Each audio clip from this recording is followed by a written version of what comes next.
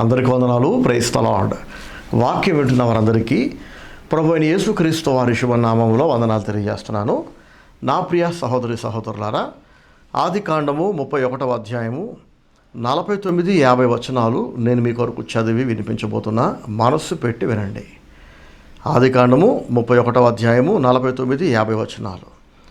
అంతటా లాబాను, నీవు నా కుమార్తెలను బాధ పెట్టినను, నా కుమార్తెలను గాక ఇతర స్త్రీలను పెండ్లి చేసుకొనినను, చూడుము, మన యొద్ద ఎవరునూ లేరు కదా, నాకును నీకును దేవుడే సాక్షి అని చెప్పాను. Praise the Lord. హల్లెలూయా. మోసగాడైన లాబాను దేవుని బిడ్డ అయిన యాకోబుతో పలుకుతున్న మాటలు ఇవి. ఒక నీతిమంతుడు మాట్లాడాల్సిన మాటలు నీతి మాలిన వ్యక్తి అయిన లాబాను మాట్లాడుతున్నాడు. భక్తుడు మాత్రమే పలకగలిగే మాటలు భక్తిహీనుడు, అబద్ధికుడు, దొంగ, మోసగాడు అయిన లాబాను నోట మనం వింటున్నాం. ఇంకా స్పష్టంగా చెప్పాలంటే దేవుని భయము బొత్తిగా లేని వ్యక్తి, దేవుని భయము భక్తి ఏమాత్రం లేని లాబాను నోట దేవుని మాట మనకి వినబడుతుంది. ఇది నిజంగా ఆశ్చర్యం కలిగించే విషయమే. దేవుని యందు భయభక్తులు కలిగిన వాడు దేవుడే మనకు సాక్షి అన్నాడంటే అర్థం ఉంది. కానీ దేవుడు భయము కానీ, భక్తి కానీ, దేవుడు అంటే విధేయత కానీ ఏమాత్రం లేకుండా డబ్బు కోసం, తన ప్రయోజనాల కోసం, తన స్వార్థం కొరకు ఎన్ని మాటలైనా మార్చగలిగే వ్యక్తి లాబాను. ఎంతకైనా దిగజార్చగలిగేవాడు. ఎంతమందినైనా ముంచేస్తాడు, ఎంతమందినైనా నాశనం చేస్తాడు తను బాగుండటం కోసం, తన ప్రయోజనాలు, తన స్వార్థం కొరకు. ఇట్లాంటి వ్యక్తి దేవుని ఊసు తెస్తున్నాడు. దేవుడు అంటే నమ్మకం లేనోడు దేవుడి పేరు ఎత్తితే అర్థం ఉంది. మరి అస్సలు దేవుడు అంటే విశ్వాసం లేని లాబాను నోట ఎందుకని దేవుని మాట వినబడుతుందంటే, లాబానుకి వ్యక్తిగతంగా దేవునితో అనుబంధం లేదు, నమ్మకం లేదు, విశ్వాసం లేదు. కానీ యాకోబును దేవుడు దీవించిన విధానాన్ని గమనించిన లాబాను దేవుడు ఉన్నాడని, అబ్రహాము, ఇస్సాకు, యాకోబుల దేవుడు నిజమైన దేవుడని, ఆయన చూస్తున్న దేవుడు, వింటున్న దేవుడు, అన్నీ చూస్తూ వింటూ ఉన్న దేవుడు, అన్నీ గ్రహిస్తున్న దేవుడు, మామూలుగా ఉండడు.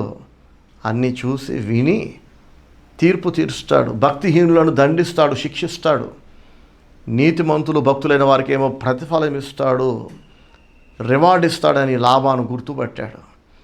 ఇంకా లాబానికి అర్థమైపోయింది ఏంటంటే, దేవుడు తన ప్రజలను దీవించ పూనుకొన్నప్పుడు, తన భక్తులను ఆయన హెచ్చించాలనుకున్నప్పుడు భక్తిహీనుల ఆటలు సాగవు. నీతిమంతులను తొక్కేయాలని, దేవుని యందు భయభక్తులు కలవారిని నాశనం చేయాలని భక్తిహీనులు వేసే కుట్రలు, పన్నాగాలు అవి పారవని లాబాను అర్థం చేసుకున్నాడు. ఒక మనిషి సంకల్పిస్తే మరొక మనిషి ఆ సంకల్పాన్ని పాడు చేయొచ్చు కదండి, భంగపరచచ్చు. కానీ దేవుడే సంకల్పిస్తే, దేవుడే పూనుకుంటే, ఒక వ్యక్తిని దీవించాలని, తన భక్తులను హెచ్చించాలని, స్థిరపరచాలని, వర్ధిల్ల చేయాలని, బలపరచాలని జీవం కలిగిన దేవుడు పూనుకుంటే, కంకణం కట్టుకుంటే మనుషులు ఎవరైనా ఆపగలరా? ఎంతటి భక్తిహీనుడైనా, ఎంతటి నీచుడైనా, ఎంతటి దొంగ, మోసగాడు, అబద్ధికుడైనా, వాడు ఎన్ని కుట్రలు పనినా దీవిస్తున్న దేవుణ్ణి అడ్డగించగలడా? లేదు కదా. ఆ సత్యం ఈ లాబాను అనే నీచుడికి అర్థమైంది. యాకోబు దేవుడు నిజమైన దేవుడని, యాకోబుని దీవించింది దేవుడే అని లాబాను గుర్తుపట్టేశాడు. గుర్తుపట్టేసి తనను తాను తగ్గించుకొని దేవునికి భయపడుతూ అంటున్నాడు, యాకోబు, దేవుడు చూస్తున్నాడు, దేవుడే సాక్షి, జాగ్రత్త అంటున్నాడు. ఏం జరిగింది? ఈ భక్తిహీనుడు నోట దేవుని ప్రస్తావన ఎలా దేవుడు రప్పించాడంటే, జరిగిన సంఘటన మీతో పంచుకుంటా. దాదాపు అప్పటికి 20 ఏళ్ల క్రితం యాకోబు తన తండ్రి ఇంటి నుంచి అన్నకు భయపడి ప్రాణం అరచేతిలో పెట్టుకొని ఒంటరిగా కట్టుబట్టలతో తన మామ అయిన మేనమామ అయిన లాబాను ఇంటికి వచ్చాడు. అప్పట్లో యాకోబు పరిస్థితి చాలా దయనీయమైనది. తండ్రి ఇంటికి వెళ్ళలేడు, అన్న చంపేస్తాడేమో అని భయం. తండ్రి ఇంటికి వెళ్ళలేడు కాబట్టి, నేను తప్ప మరొక దిక్కు లేదు కాబట్టి, ఈ దిక్కు లేనోడిని, ఈ బలహీనుడిని, వయసులో చిన్నోడు కదా లాబాను కంటే, కాబట్టి లాబానుకున్నన్ని ఎదవ తెలివితేటలు, అంత అనుభవం కూడా యాకోబుకు లేదు. కాబట్టి అమాయకుడు, అమాయకత్వం ఉంది. తండ్రి ఇంటికి వెళ్ళలేడు, ఎవరికి చెప్పుకోలేడు, ఒంటరివాడు, తనకంటూ ఇక్కడ ఎవరు లేరు. యాకోబుని మోసం చేసినా, ముంచేసినా, ఆడుకున్న యాకోబుతో ఎన్ని నాటకాలు ఆడినా, ఎన్ని పిచ్చి కథలు పడ్డా యాకోబు తిరిగి తనను తాను కాపాడుకోలేడు.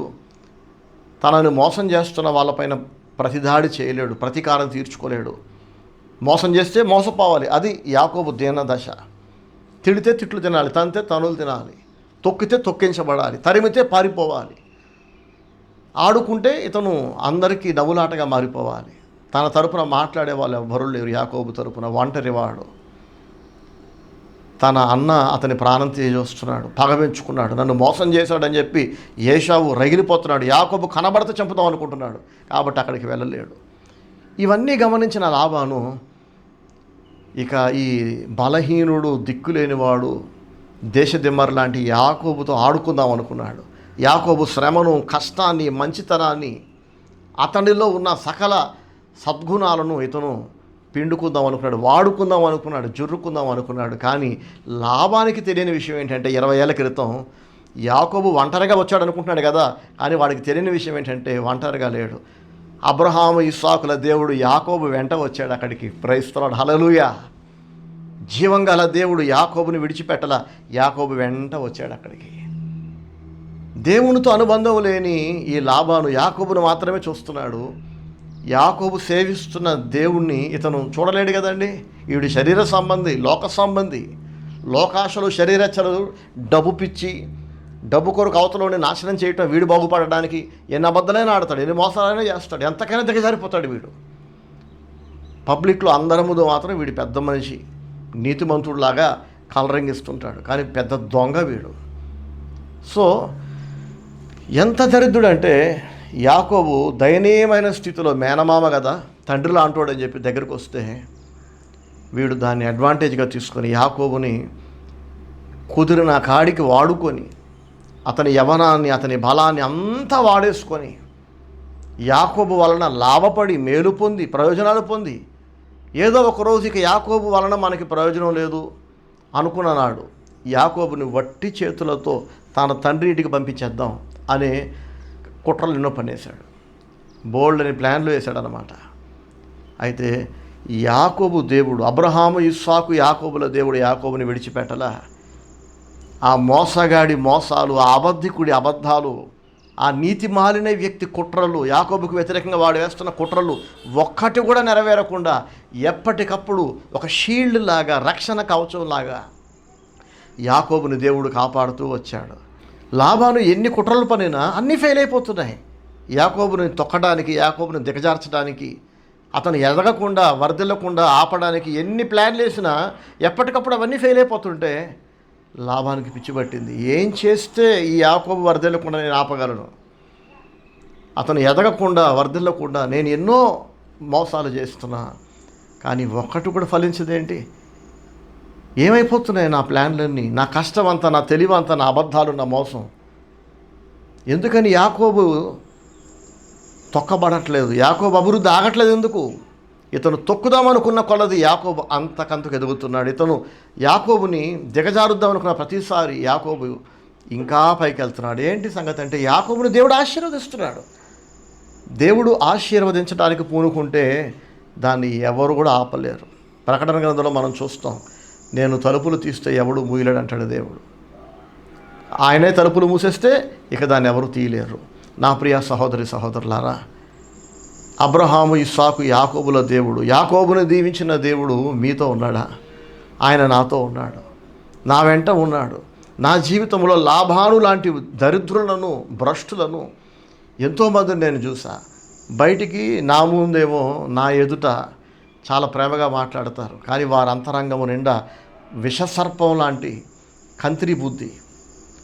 బయటికి మంచోళ్ళే, చాలా ప్రేమ ఉన్నట్టు నటిస్తారు, కానీ లోపట పగ, కోపం, ద్వేషం. నాశనం చేసేయాలి.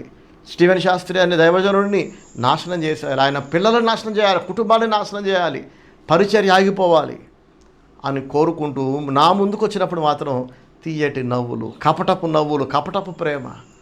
అది కపటమని, నటనని, మోసమని నేను గుర్తుపట్టలేకపోయేవాడిని. కానీ నేను గుర్తుపట్టలేకపోయినా నేను సేవిస్తున్న నా దేవుడు నా వెంటున్నాడు కదా, ఆయనకు అన్నీ తెలుసు కదా. ఆయన అన్ని రకాల కుట్రల నుంచి, వెన్నుపోటుల నుంచి, మోసాల నుండి, మోసగాళ్ళ నుండి, లాభాను లాంటి దరిద్రుల నుండి నన్ను కాపాడుతూ వచ్చాడు. నా కుటుంబాన్ని కాపాడుతూ వచ్చాడు, నా బిడ్డలను కాపాడుతూ వచ్చాడు, పరిచర్యను, సంఘాలను కాపాడుతూ వచ్చాడు. దేవునికి మహిమ కలుగును గాక. హల్లెలూయా. మీ జీవితంలో జీవం గల దేవునికి ఫస్ట్ ప్లేస్ మీరు ఇస్తున్నారా? ఆయన మీతో ఉన్నాడా? మిమ్మల్ని కాపాడే దేవుడు మీతో ఉన్నాడా? మిమ్మల్ని దీవించే దేవుడు, మోసగాల నుండి, అబద్ధికుల నుండి, కపటస్తుల నుండి, కుట్రదారుల నుండి కాపాడే దేవుడు మీ లైఫ్లో లేకపోతే అందరూ మీతో ఆడుకుంటారు. అందరూ మిమ్మల్ని మోసం చేయడానికి ప్రయత్నం చేస్తారు. వాళ్ళ ప్లాన్లన్నీ ఫలిస్తాయి. అప్పుడు మీరు ఎంత కష్టపడ్డా, ఎంత ప్రయాసపడ్డా మీకు బాధ కలుగుతుంటుంది. ప్రతి దశలోనూ, నా లైఫ్లో ప్రతి స్టేజ్లో, ప్రతి మలుపులోనూ ఎవడో ఒకడు శత్రువు అవుతున్నాడు. మాటల చేత కొందరు, చేతల చేత కొందరు, ఎదురుగా కొంతమంది, నాకు తెలియకుండా వెనకాల గూడుపుటాలు చేసి కొంతమంది, వెన్నుపోట్లు పొడిచి కొంతమంది నా అభివృద్ధిని ఆపుతున్నారు, నన్ను తొక్కుతున్నారు, నేను ఎదగలేకపోతున్నా, నేను పైకి వెళ్ళలేకపోతున్నా. కొంతమందికి పనిచేసే చోట ఉంటారు శత్రువులు. నేరుగా యుద్ధం చేయరు, ముందు మంచిగా మాట్లాడుతూ వెనకాల గోతులు చేస్తుంటారు. కొంతమందికి తోడబుట్టిన రూపంలో ఉంటారు శత్రువులు. వాళ్ళకంటే పెద్ద శత్రువు ఎవరు ఉండరు. ఇంకా చెప్పిన ఎవరు నమ్మరు. చాలా ప్రేమ గల వాళ్ళ నటించే తోడబుట్టిన వాళ్ళు ఉంటారు. తోడబుట్టిన వాళ్ళ రూపంలోనే వీళ్ళకి ప్రమాదం ఉంటుంది. కొంతమందికి బంధువుల రూపంలో, కొంతమందికి మరో రకంగా. శత్రువులు ఏ రూపంలో మనకి కీడు చేయాలనుకున్నా, మనం చూడలేని శత్రువులు, మనల్ని మనం కాపాడుకోలేని దీన దశలో జీవం గల దేవుడు మనల్ని కాపాడుతాడు, ఆయన మన జీవితంలో ఉంటే. యాకోబు తన తండ్రి ఇంటి నుండి పారిపోయి వచ్చిన కొత్తలో లాబాను చిన్న కుమార్తెను ప్రేమించాడు, ఇష్టపడ్డాడు. ఆమె కొరకు 7 ఏళ్ళు కఠినమైన కొలువు చేశాడు. 7 ఏళ్ళు నువ్వు కష్టపడి నా కొరకు పని చేస్తే, నా గొర్రెలను మేపితే, నువ్వు ఇష్టపడ్డ నా చిన్న బిడ్డ అయిన రాహేలునిచ్చి నీకు పెళ్లి చేస్తా అని లాబాను యాకోబుకు మాట ఇచ్చాడు. కానీ లాబాను మాట మీద నిలబడే మనిషి కాదు కదా. అందరి ముందు మాట ఇస్తాడు, ఎవరికి తెలియకుండా మాట తప్పుతాడు. అందరి ఎదుట మంచోడు, నీతిమంతుడు అని వెనకాల వాడంత నీచుడు ఇంకొకడు ఉన్నాడు. కానీ అతను రక్త సంబంధి, మేనమామ. 7 ఏళ్ళు కఠినమైన కొలువు చేసిన తర్వాత ఈ లాబాను అనే మేనమామ యాకోబును మోసం చేసి లేయానిచ్చి పెళ్లి చేశాడు. అంటే రాహేలు యొక్క అక్కనిచ్చి పెళ్లి చేశాడు. ఆ విషయం యాకోబుకు అర్థమయ్యేసరికి చాలా లేట్ అయిపోయింది. అప్పుడు యాకోబు అంటాడు, నువ్వు నాకు మాట ఇచ్చింది ఏంటి మామ? 7 ఏళ్ళు కొలువు చేస్తే ఈ చిన్న బిడ్డ నుంచి పెళ్లి చేస్తానన్నావు కదా, మరి ఎందుకు నన్ను మోసం చేసి పెద్ద బిడ్డ నుంచి పెళ్లి చేసావంటే, పెద్ద అమ్మాయి పెళ్ళి అవ్వకుండా చిన్న అమ్మాయి పెళ్ళి ఎలా చేస్తాం అల్లుడు, నువ్వే చెప్పు, అది మా సాంప్రదాయం కాదు, కాబట్టి ముందు పెద్ద అమ్మాయి నుంచి పెళ్లి చేసేసా, ఏం పర్వాలేదు, ఇంకో 7 ఏళ్ళు కష్టపడి నాకు పని చేయి, నా చిన్న బిడ్డని ఇస్తా అన్నాడు. చూడండి ఎంత నీతి మాలిన వ్యక్తి వీడు. ఇప్పుడు ఎవరినో ఒకరిని పనికి పెట్టుకుంటే ఆ మొదటి 7 సంవత్సరాలు, తర్వాత 7 సంవత్సరాలకి జీతం ఇవ్వాలి కదా. కానీ ఉచితంగా లాబాను యాకోబు చేత పని చేయించుకుంటున్నాడు, తన కూతుర్లను ఎరగా చూపించి. ఒకవేళ యాకోబు పెళ్లి చేసుకోకపోతే అప్పుడు కూతుర్లకు పెళ్లి చేయడా? అప్పుడు కూడా చేయాల్సిందే కదా. కానీ ఒకవైపు ఏమో చక్కగా అమాయకుడైన యాకోబుకి ఇద్దరు బిడ్డలను పెళ్లి చేస్తున్నాడు, మరొకవైపు తన యవ్వనాన్ని, తన కష్టాన్ని దోచుకుంటున్నాడు, శ్రమ దోపిడీ చేస్తున్నాడు. దానికి తగ్గ ప్రతిఫలం కూడా ఇవ్వట్లా. యాకోబును మోసం చేశాడు. ఎవరి కొరకు 7 ఏళ్ళు కష్టపడ్డాడో ఆ రాహేలునిచ్చి పెళ్లి చేయకుండా ఆమె అక్కని లేయాని ఇచ్చాడు. రాహేలు కావాలంటే ఇంకో 7 ఏళ్ళు చేయమన్నాడు, సరే అని యాకోబు చేశాడు. అట్లా యాకోబుని నేను మోసం చేయొచ్చు అనుకున్నాడు. పైగా అది కూడా 7 ఏళ్ళు గడిచిపోయిన తర్వాత సడన్గా తీసుకున్న కుట్రపూరితమైన నిర్ణయం కాదు ఇది. రేపు రాహేలుతో పెళ్ళి, లాస్ట్ మినిట్లో అక్కడి నుంచి పెళ్లి చేద్దామని అప్పటికప్పుడు తీసుకున్నది కాదు.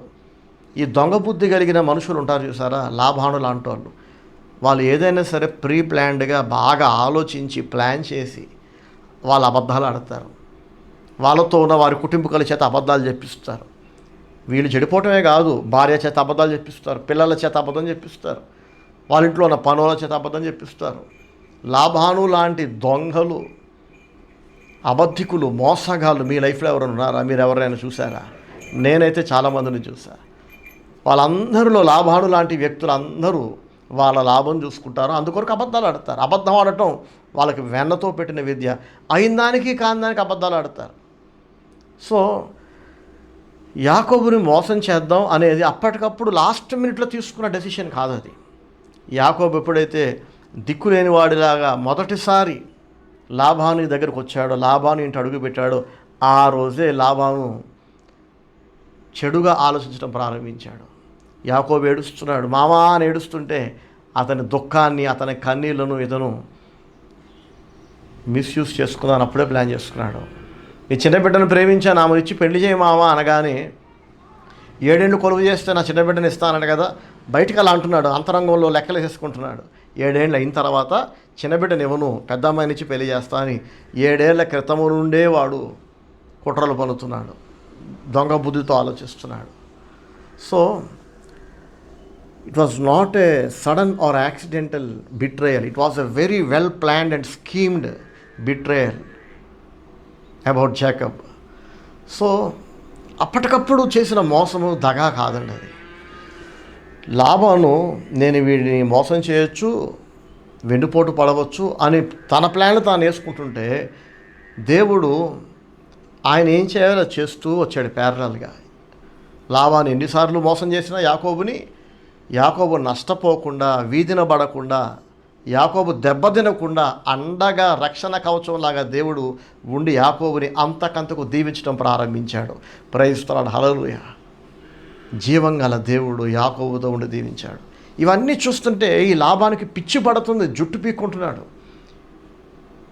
నేను స్కెచ్ చేస్తే, నేను అబద్ధం ఆడితే, నేను మోసం చేస్తే, వెన్నుపోటు పొడిస్తే, వెనక గోతులు తవ్వితే ఎవడైనా దెబ్బతింటాడు. కానీ యాకోబు ఏంటి, నేను ఎన్నిసార్లు మోసం చేసినా ఆ తర్వాత చూస్తే ఇంకా బాగుపడుతున్నాడు, ఇంకా వర్ధిల్లుతున్నాడు. How is it possible? Impossible కదా, అర్థం కావట్లా. నేను మోసం చేసినప్పుడల్లా ఇంకొంచెం దెబ్బతినాలి. కానీ విచిత్రం ఏంటంటే నేను వీడిని నాశనం చేద్దాం అనుకున్న ప్రతిసారి, వీడు ఎదగకుండా ఆపుదాం అనుకున్న ప్రతిసారి వీడు మునుపటి కంటే మరింత మెరుగ్గా బ్రతుకుతున్నాడు, ఇంకాస్త పైకి వెళ్తున్నాడు. ఏం జరుగుతుందో వీడికి అర్థం కావట్లా. చాలాసార్లు లాబాను అనుకుని ఉంటాడు, వాడి టైం అలా కలిసి వస్తుంది, వాడికి అన్నీ అనుకూలంగా ఉన్నాయి, గాలి వాడికి అనుకూలంగా వేస్తుంది అంతే. వాడి అదృష్టం బైలక్ యాకోబుకి అలా కలిసి వస్తుంది. నేను వాడు ముంచుదాం అనుకున్నప్పుడల్లా ఏదో రకంగా వాడికి కలిసి వస్తుంది, వాడి పైకి వెళ్తున్నాడు అని అనుకున్నాడు. కానీ ఒక టైం వచ్చేసరికి లాబానికి అర్థమైంది, ఇది బైలక్ను దీవించబడటం కాదు, అదృష్టం కలిసి రావటం కాదు, టైం అనుకూలించటం కాదు, కాలం కలిసి రావటం కాదు. అబ్రహాము ఇస్సాకుల దేవుడు యాకోబు వెంట ఉండి నేను మోసం చేద్దాం అనుకుని ఏం చేసినా వాడు మోసపోకుండా, నష్టపోకుండా, దెబ్బతినకుండా దేవుడు యాకోబుని కాపాడాడు, దేవుడు యాకోబుని దీవించాడు అనేది ఈ లాబానుగాడి పిచ్చి తలకాయకి అర్థమైంది. లాబాను యాకోబుకి ఇవ్వాల్సిన జీతాన్ని ఎన్నోసార్లు మార్చాడట. ఎందుకు మార్చాడు తెలుసా? మార్చి ఇస్తూ ఉన్నాడు జీతాన్ని. ఎందుకంటే యాకోబుని ఎతగకుండా ఆపడానికి. ఎట్లా ఆపాడంట? లాబాను యొక్క గొర్రెల్ని మేపుతున్నాడు యాకోబు.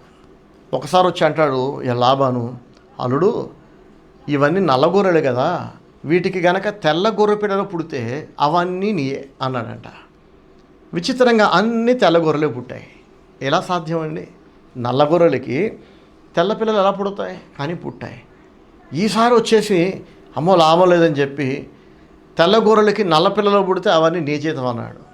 అట్లా కొన్నిసార్లు పొడలు గలవ అంటాడు, కొన్నిసార్లు మచ్చల గలవ అంటాడు, కొన్నిసార్లు మరొక కారణం చెప్తాడు. లాబాను ఎన్నిసార్లు జీతం మారిస్తే అన్నిసార్లు యాకోబుకు అనుకూలంగా గొర్రెలు పిల్లలు కనేలాగా దేవుడు చేశాడంట. ఫర్ ఎగ్జాంపుల్ మీకు అర్థమయ్యేలా చెప్తా, దేవుని మాటల్లో చూడండి ఒకసారి.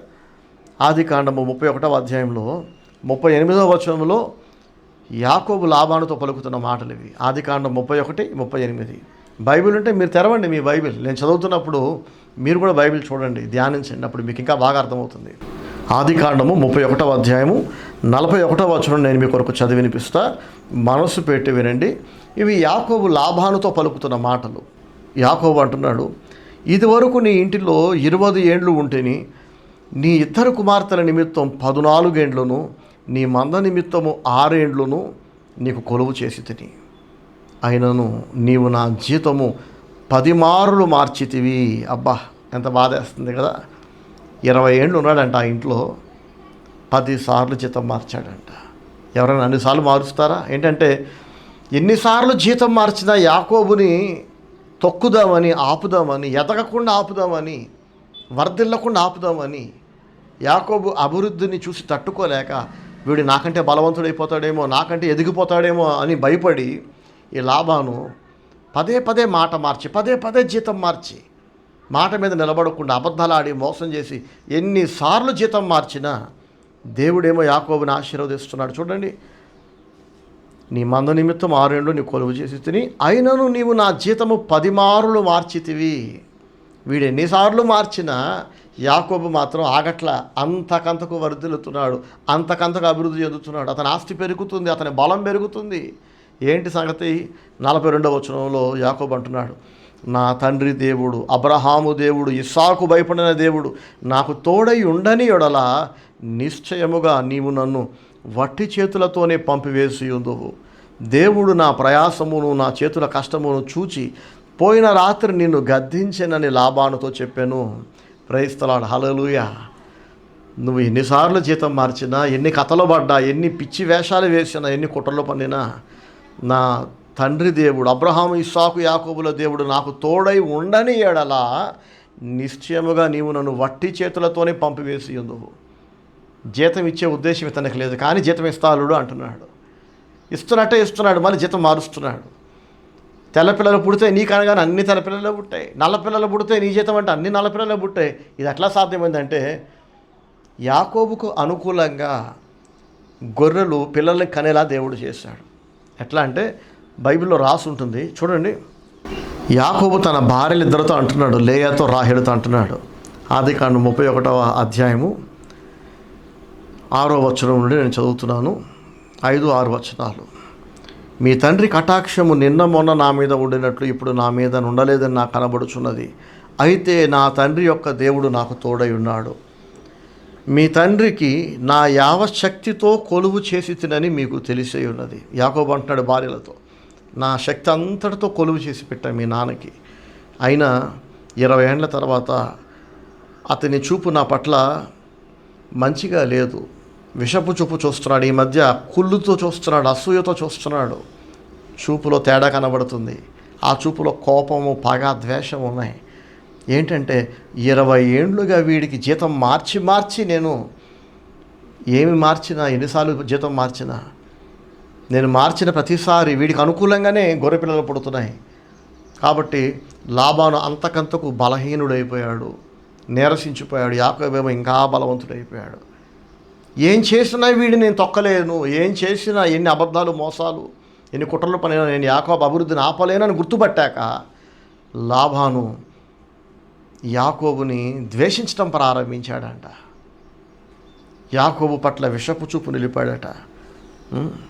నీ తండ్రి కటాక్షము నిన్న మొన్నటిలా ఉన్నట్లు నా మీద ఇప్పుడు లేదంటున్నాడు. ఇంకేమంటున్నాడు చూడండి, నా శక్తి అంతటితో కొలువు చేశానని మీకు తెలుసు.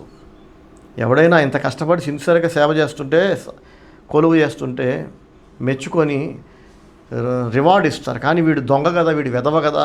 కాబట్టి నీతిగా, న్యాయంగా తనకి చాకిరీ చేస్తున్న యాకోబుని మోసం చేశాడంట 10 సార్లు.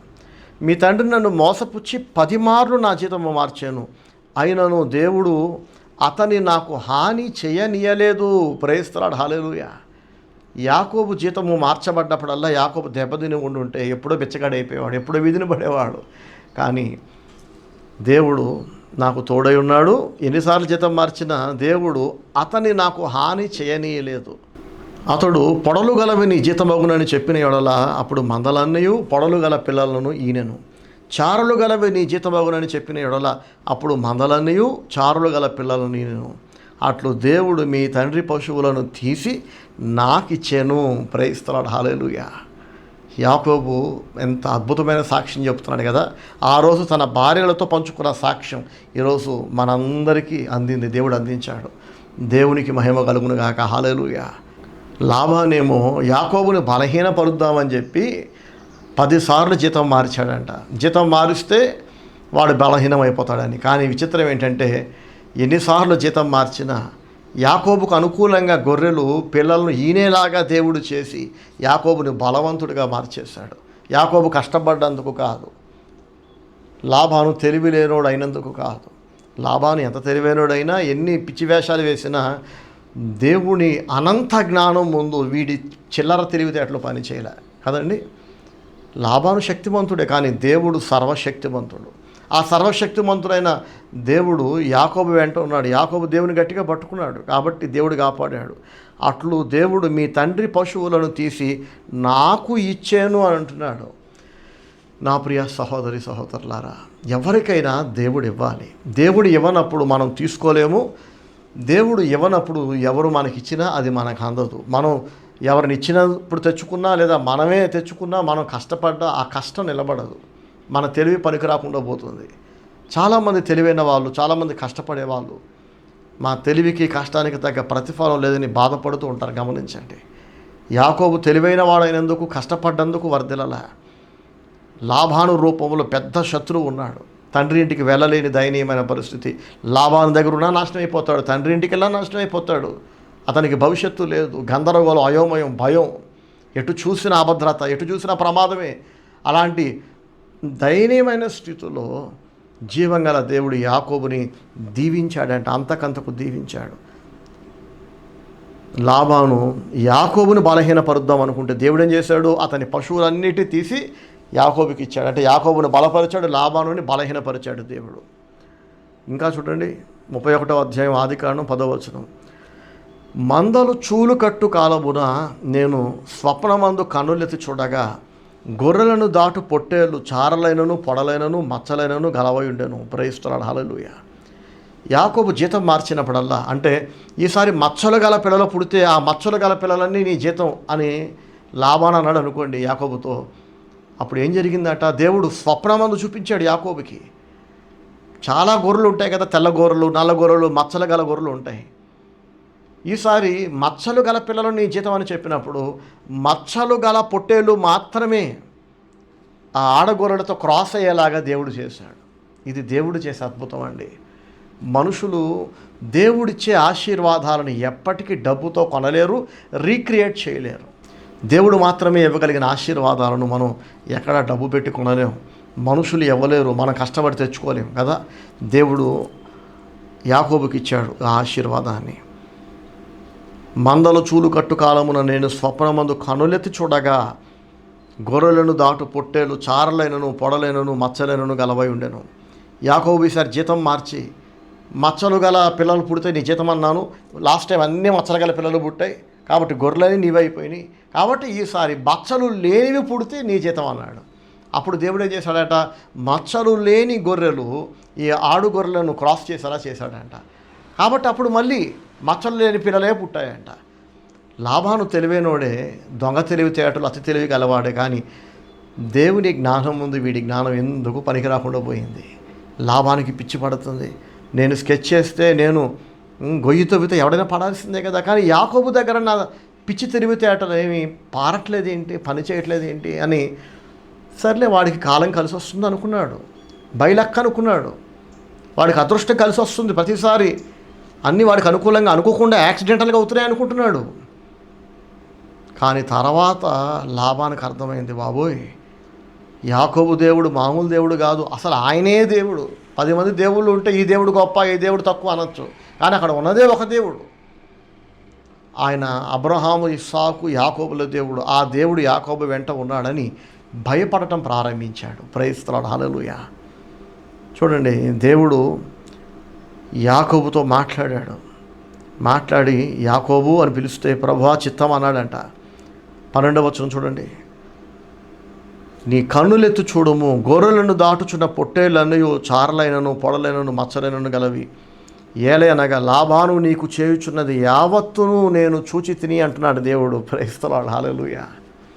ఎవరైనా మనకి కీడు చేయాలనుకుంటే మనకి తెలియకుండా మనం అమాయకంగా వాళ్ళు నమ్మేమండి, ప్రేమించామండి, వాళ్ళని మన ఇంటికి రానిస్తున్నాం, మనం వాళ్ళ ఇంటికి వెళ్తున్నాం, కానీ వాళ్ళ అంతరంగంలో మన పట్ల నీచమైన స్వభావం ఉందండి. మన మీద అసూయ పెంచుకున్నారు, కుళ్ళు పెంచుకున్నారు, మనల్ని నాశనం చేయాలనుకుంటున్నారు.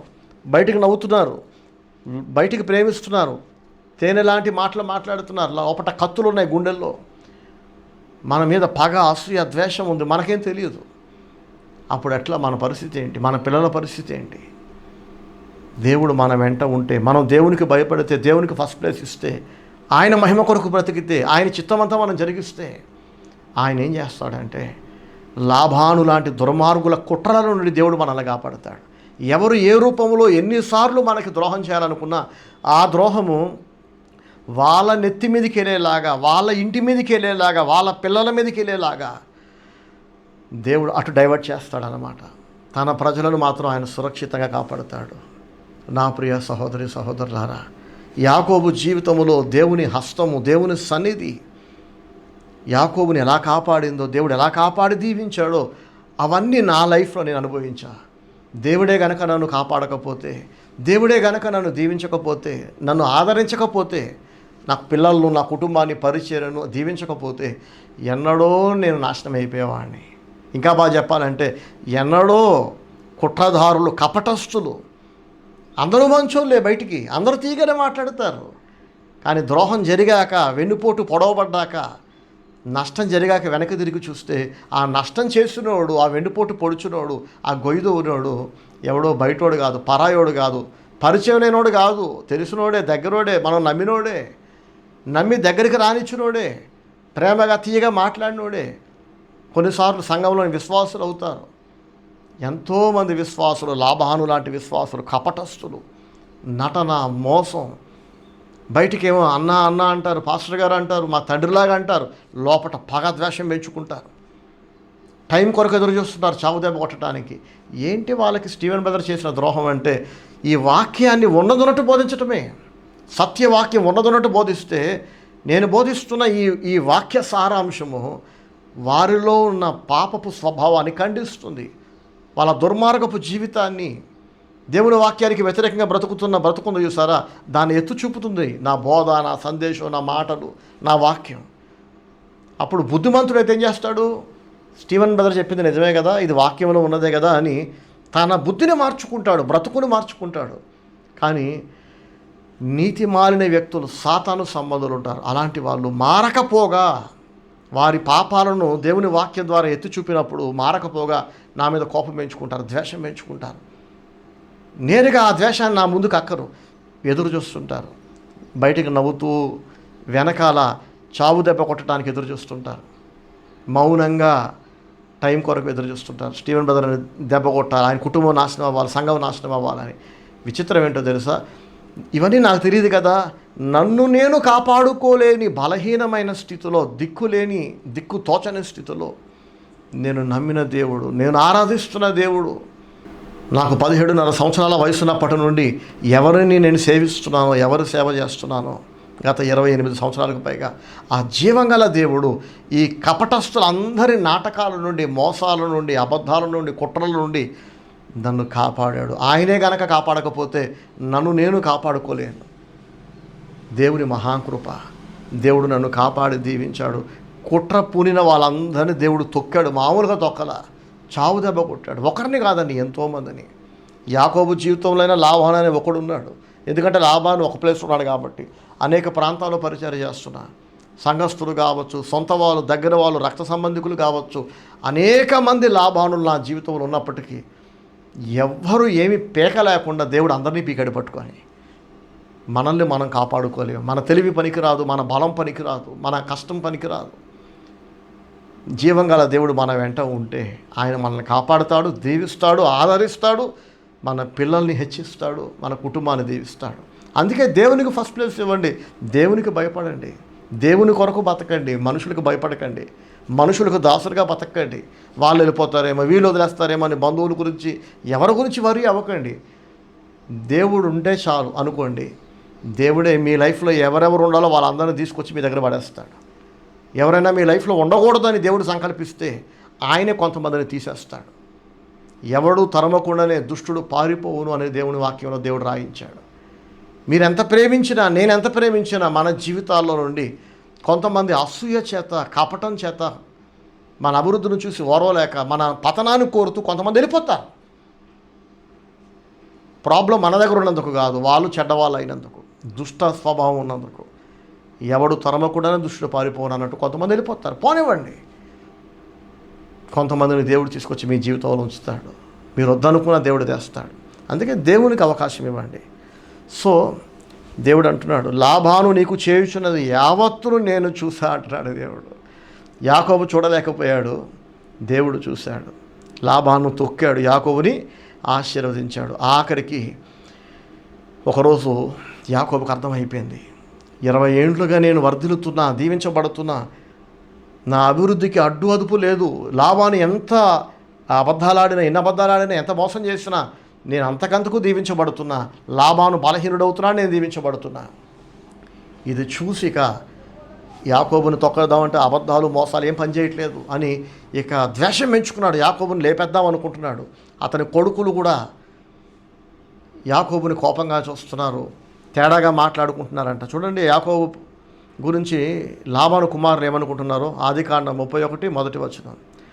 లాబాను కుమారులు మన తండ్రికి కలిగినది యావత్తును యాకోబు తీసుకొని మన తండ్రికి కలిగిన దాని వలన ఈ యావదాస్తి సంపాదించినని చెప్పుకొనిన మాటలు యాకోబు వినెను.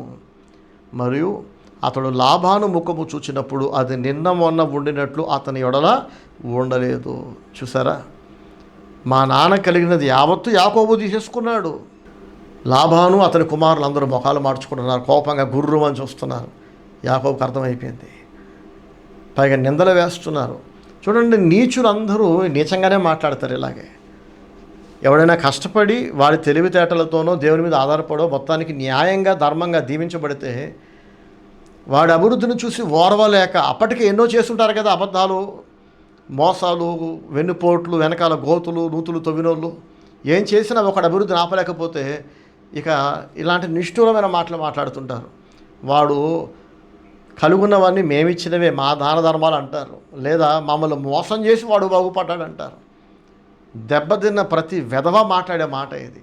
నన్ను ముంచి వాడు బాగుపడ్డాడు, నన్ను తొక్కి వాడు పైకి వెళ్ళాడు, నన్ను మోసం చేసి నా లాగేసుకున్నాడు అని లాబాను కుమారులు అంటున్నారు. చూసారా, అవి లాబాను మాటలు కూడా. తండ్రి వేరు పిల్లలు వేరు కాదు కదా. నీచుడి కడుపున నీచుడే పుడతారనడానికి ఇక్కడ మళ్ళీ ఇంకొక ఉదాహరణ. ఎక్కడో అరుదుగా జరుగుద్ది, ఒక నీచుడి కడుపున మళ్ళీ ఉత్తమ పురుషుడు పుట్టడం అరుదుగా జరుగుతుంది. జనరల్గా తల్లిదండ్రుల పోలికలు బుద్ధులు వస్తాయి పిల్లలకి. సో అతని ముఖం మార్చుకున్నారు లాబాను కానీ అతని కుమారులు కానీ. అప్పుడు దేవుడు అంటాడు, నీ పితరుల దేశమునకు నీ బంధువుల యొద్దకు తిరిగి వెళ్ళుము, నేను నీకు తోడై ఉండదునని యాకోబుతో చెప్పగా, యాకోబు వెంటనే తన భార్యను పిలిచి, మీ నాన్న ముఖం మార్చుకున్నాడు, మీ అన్నదమ్ములు ముఖాలు మార్చుకున్నారు, నన్ను మోసం చేసింది చాలదన్నట్లు నేనే వాళ్ళను మోసం చేశానని రివర్స్లో మళ్ళీ నా మీద పడి ఎడుతున్నారు. లాబాను మోసం చేశాడు, పిల్లలకేం చెప్తున్నాడు తెలుసా, యాకోబు మనం మోసం చేసి అదంతా సంపాదించాను అంటున్నాడు. మోసం చేసింది ఎవడండి? మోసపోయింది ఎవరండి? మోసం చేసినోడే మళ్ళీ దొంగతనం చేసినోడే దొంగ అని గట్టిగా అరిసినట్లేదు. ఇది మోసం చేసింది లాబాను, అబద్ధాలాడింది లాబాను. ఇప్పుడు యాకోబు గురించి తన పిల్లలు చెప్తున్నాడు, యాకోబు నన్ను ముంచేశాడు, నన్ను మోసం చేశాడు, నావన్నీ లాక్కున్నాడు. దొంగలందరూ ఇలాగే మాట్లాడతారు, దౌర్భాగ్యులందరూ ఇలాగే మాట్లాడతారు. మీకు అర్థమవుతుందండి?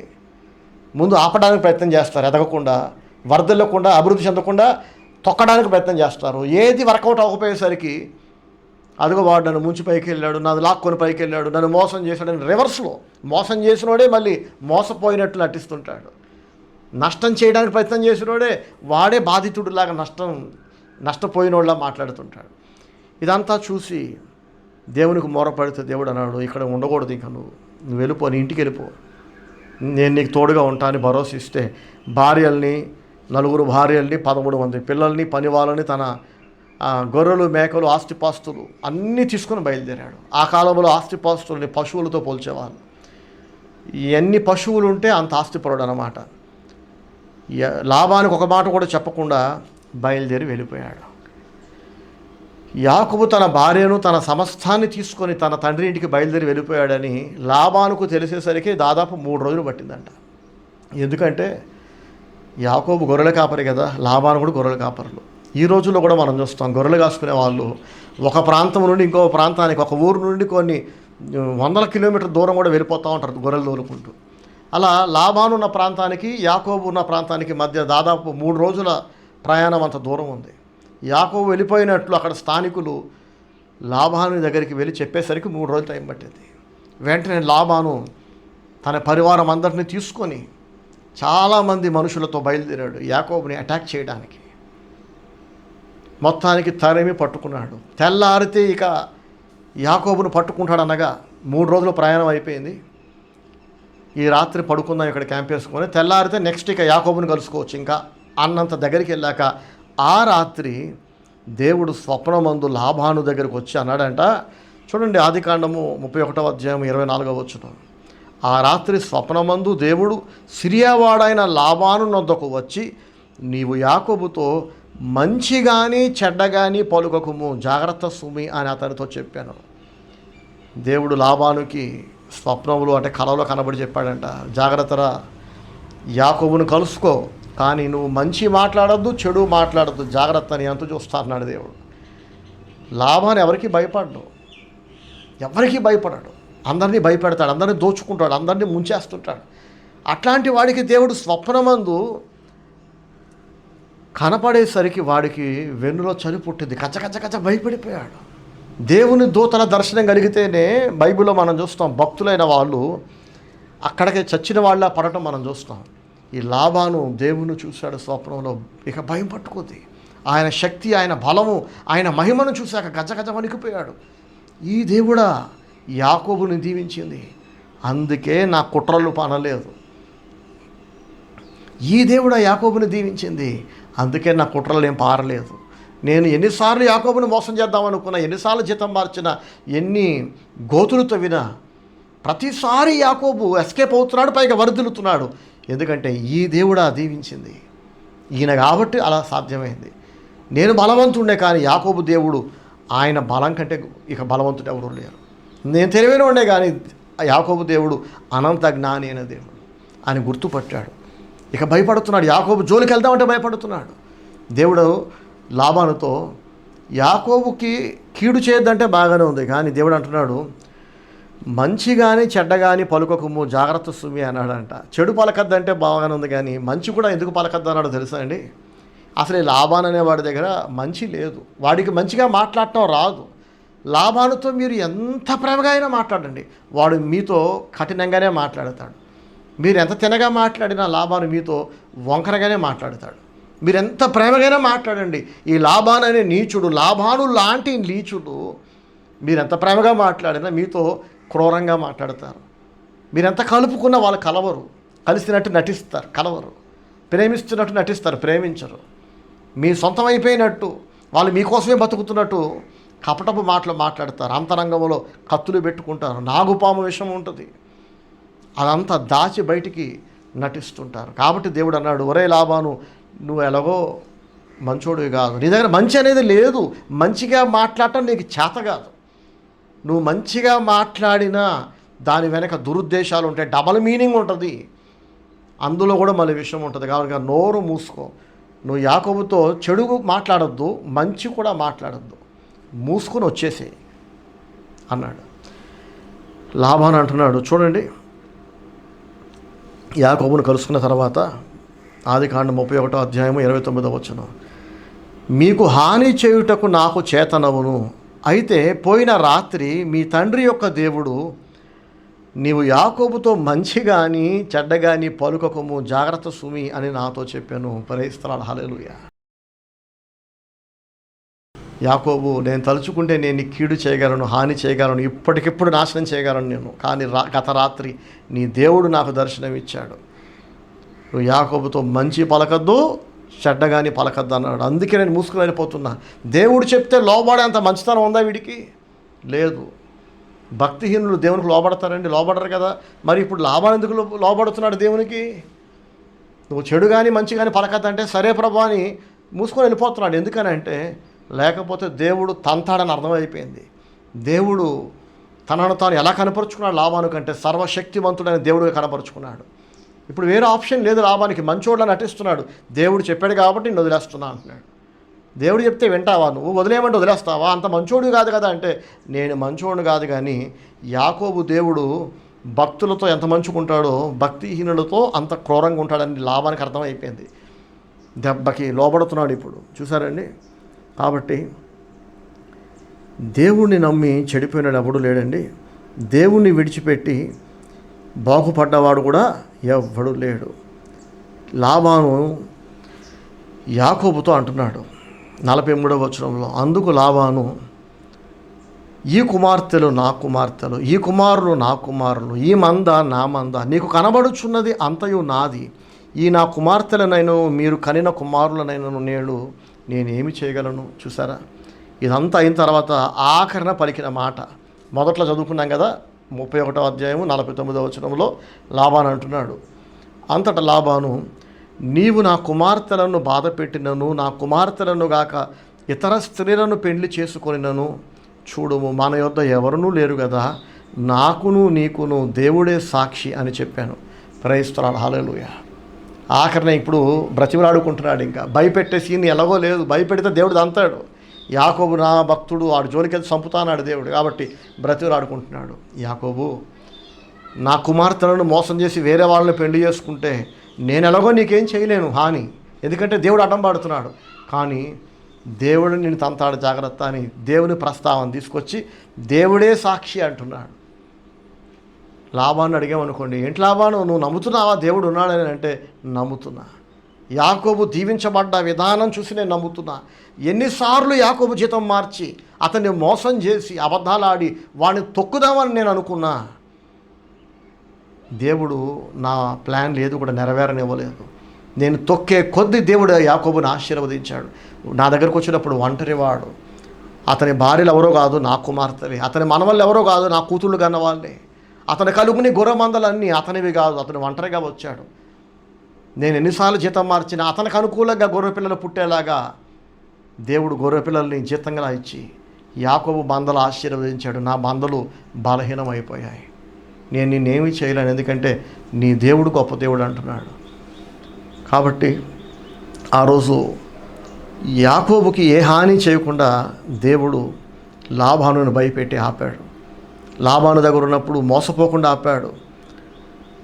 యాకోబు కూడా ఇదే మాట అంటున్నాడు చూడండి 42వ వచనములో, అబ్రహాము దేవుడు ఇస్సాకు భయపడిన దేవుడు నాకు తోడై ఉండని ఎడల నిశ్చయముగా నీవు నన్ను వట్టి చేతులతోనే పంపివేసి ఉందవు. అంత దుర్మార్గుడి వీడు.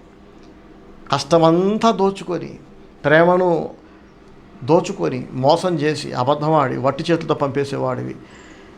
దేవుడు నా ప్రయాసమును నా చేతుల కష్టమును చూచి పోయిన రాత్రి నిన్ను గద్దించనని లాబానుతో చెప్పాను. నా దేవుడు నిన్ను గద్దించకపోతే, నిన్ను భయపెట్టకపోతే నువ్వు ఈ పాటికి నన్ను లేపేసేవాడివి, నన్ను నాశనం చేసేవాడివి. నీ మోసాల నుండి, నీ అబద్ధాల నుండి, నీ కపటము నుండి, నీ కుట్రల నుంచి నన్ను కాపాడకపోతే నేను బికారిగా మిగిలిపోయేవాడిని అని అంటాడు. నా ప్రియ సహోదరి సహోదరులారా, అబ్రహాము ఇస్సాకు యాకోబుల దేవుడు మీ జీవితంలో ఉండాలంటే అబ్రహాములాగా, ఇస్సాకులాగా, యాకోబులాగా దేవునికి భయపడండి, దేవుణ్ణి ప్రేమించండి. యాకోబు ఏమీ పర్ఫెక్ట్ కాదు, మిస్టర్ పర్ఫెక్ట్ కాదు, చాలా పొరపాట్లు చేశాడు. కానీ తన పొరపాట్లు తెలుసుకున్నాడు, పశ్చాత్తాపడ్డాడు, ఒప్పుకొని విడిచిపెట్టాడు. అందుకే దేవుడు అబ్రహాము దేవుడు, ఇస్సాకు దేవుడు, యాకోబు దేవుడు అని పిలువబడ్డాడు. తప్పులు అందరం చేస్తాం, పొరపాట్లు అందరూ చేస్తాం. కానీ బతుకంతా అవే తప్పులు రిపీట్ చేస్తే మనం భక్తిహీనం అయిపోతాం. మీ జీవితంలో లాభాను లాంటి వాళ్ళు ఎవరైనా ఉన్నారా? ఉండే ఉంటారు ఖచ్చితంగా కదా. లేదా మీరే లాభాన్లాగా ఉంటే, ఒకవేళ వేరే వాళ్ళ అభివృద్ధిని చూసి కుళ్ళు పెంచుకొని, ద్వేషం పెంచుకొని, వాళ్ళ మీద పడి ఏడ్చి వాళ్ళు ఎలా తొక్కాలా, ఎలా నాశనం చేయాలా అని రాత్రి బవలు రగిలిపోతున్నారు అనుకోండి, దేవుడు మిమ్మల్ని మొత్తుతాడు, జాగ్రత్త. లాభానుని మొత్తాడు దేవుడు, వాడి ఆస్తి అంతా లాగేసి యాకోబుకి ఇచ్చేశాడు. మిమ్మల్ని కూడా నాశనం చేస్తాడు దేవుడు, మిమ్మల్ని కూడా తొక్కుతాడు దేవుడు. ఇది మంచిది కాదు. ఇతరులను నాశనం చేద్దామనుకుంటే మనం నాశనం అయిపోతాం. మనకంటే ఎక్కువగా ఎవరైనా వరదలుతుంటే చూసి మనం కుళ్ళు, ఈర్ష్య, ద్వేషం పెంచుకుంటే దేవుడు మనకు విరోధిగా మారి మనల్ని నాశనం చేస్తాడు. చేతనైతే సాయం చేయండి, మీకు సాయం చేయడం ఇష్టం లేకపోతే మూసుకొని కూర్చోండి, అంతే తప్ప ఒక మంచి వ్యక్తి గురించి చెడుగా మాట్లాడి నిందలు వేసి వాళ్ళ గౌరవాన్ని దిగజార్చే ప్రయత్నం చేసి, కీడు చేయగలిగిన అవకాశం ఉంటే కీడు చేసే ప్రయత్నం చేస్తే కనుక మీరు ఎవరికి ద్రోహం చేయాలనుకుంటున్నారో, ఎవరి గురించి చెడ్డగా మాట్లాడుతున్నారో, ఎవరి మీద ద్వేషం పెంచుకున్నారో, పగ పెంచుకున్నారో, వాళ్ళు గనక ఒకవేళ జీవంగల దేవుని సేవకులు కానీ బిడ్డలు కానీ అయితే ఇక మీ నాశనం తథ్యం. మిమ్మల్ని నాశనం చేయకుండా, మీరు నాశనం కాకుండా మిమ్మల్ని కాపాడేవాడు ఎవడు లేడు. ఎవరు కాపాడలేరు మిమ్మల్ని. ప్రభు మనందరికీ సహాయం చేయనుగాక. దేవుడంటే నమ్మకము, విశ్వాసం, భక్తి లేని ఒక నీచుడు నోట దేవుడే సాక్షి అని పలికించాడు దేవుడు.